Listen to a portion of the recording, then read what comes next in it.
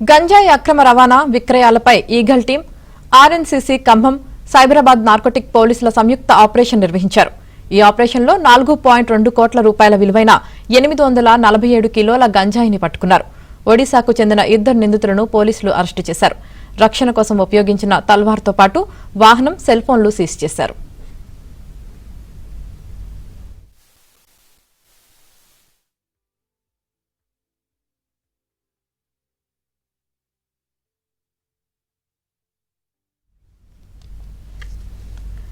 ఇదే అంశానికి సంబంధించి పూర్తి సమాచారం మా ప్రతినిధి శశి అందిస్తారు. శశి,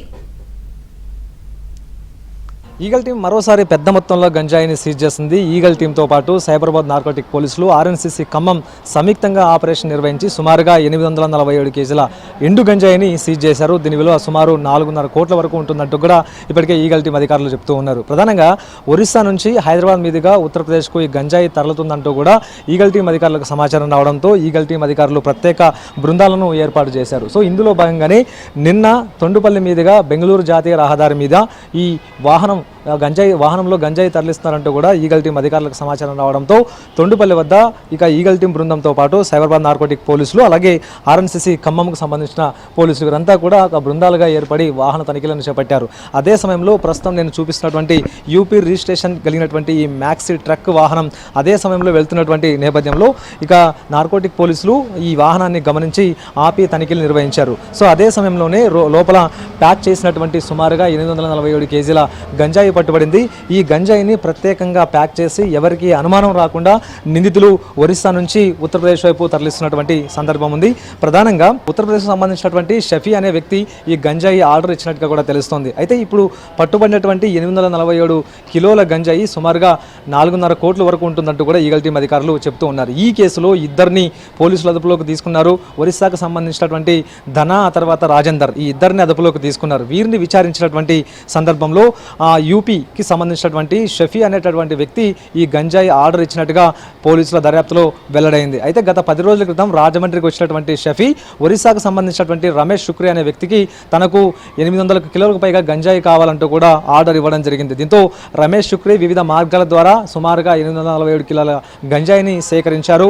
అనంతరం ధన, ఆ తర్వాత రాజేందర్ ద్వారా ఇంతకుముందు మనం చూపించినటువంటి ఇదే వెహికల్లోనే మొత్తం గంజాయిని మొత్తం అంతా కూడా ప్రత్యేకంగా ప్యాక్ చేసి అనంతరం వివిధ మార్గాల ద్వారా ఇక హైదరాబాద్ వైపు తరలించారు. ప్రధానంగా టోల్ గేట్ల వద్ద కూడా అత్యంత జాగ్రత్తగా పోలీసులకు కళ్ళుగప్పి ఈ ట్రక్ వాహనంలో ప్రధానంగా ఈ గంజాయిని తరలించినట్టుగా కూడా పోలీసులు ఇప్పటికీ నిర్ధారణకు రావడం జరిగింది. అయితే ఈ గంజాయిని ప్యాక్ చేసేటటువంటి సమయంలో కూడా నిందితులు అత్యంత నైపుణ్యంగా వ్యవహరించారు.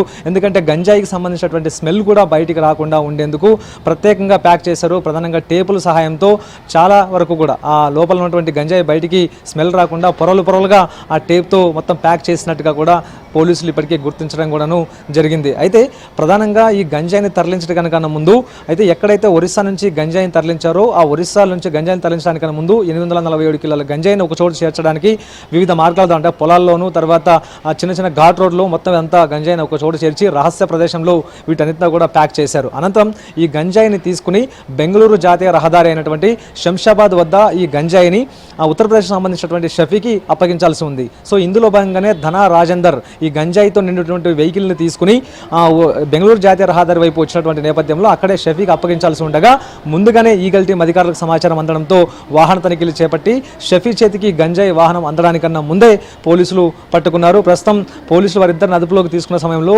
వాహన తనిఖీలు చేసినప్పుడు గంజాయితో పాటు మారణాయుధాలు కూడా లభ్యమయ్యాయి. ప్రధానంగా తల్వార్ లాంటి కత్తులు కూడా లభ్యమయ్యాయి. ఎవరైనా పోలీసులు తమ వైపు తనిఖీలు చేయడానికి వచ్చినప్పుడు కావచ్చు, లేకపోతే మిగతా ఎవరైనా ఇబ్బందికర పరిణామాలు గురి చేసే ప్రయత్నం చేసినప్పుడు ఆ తల్వార్లతో దాడి చేయడానికి వీలుగా నిందితులు ధన, రాజేందర్ ఆ తల్వార్లను వినియోగించినట్టుగా కూడా పోలీసులు ఇప్పటికే దర్యాప్తులో వెల్లడైంది. ప్రధానంగా రాజేందర్, ధన ఇద్దరు కూడా ట్రాన్స్పోర్టర్లుగా ఉన్నారు.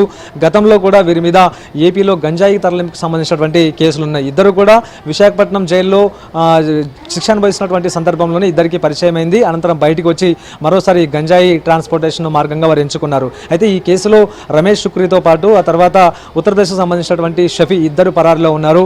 సో ఇద్దరి కోసం కోసం పోలీసులు గాలింపు కొనసాగిస్తూ ఉన్నారు. మరోవైపు ప్రస్తుతం ఈగల్ టీం గత వారం రోజుల క్రితమే 5 కోట్ల విలువ చేసేటటువంటి గంజాయిని పట్టుకుంది. మరోసారి ఈ గంజాయి హైదరాబాద్ మీదుగా తరలుతుందంటూ కూడా సమాచారం రావడంతో పక్కా సమాచారం మేరకే ప్రజెంట్ 4.5 కోట్ల విలువ చేసేటటువంటి గంజాయిని మరోసారి పట్టుకుంది. ఇదే కాకుండా హైదరాబాద్తో పాటు తెలంగాణ రాష్ట్రంలో ఎక్కడ గంజాయికి సంబంధించినటువంటి సరఫరా కావచ్చు, కన్జ్యూమ్ కావచ్చు, ఆ తర్వాత మత్తు పదార్థాలకు సంబంధించిన వినియోగం ఉన్నా కూడా తమకు సమాచారం అందించాలంటూ కూడా ఈగల్ టీం కోరుతోంది. Vote studio.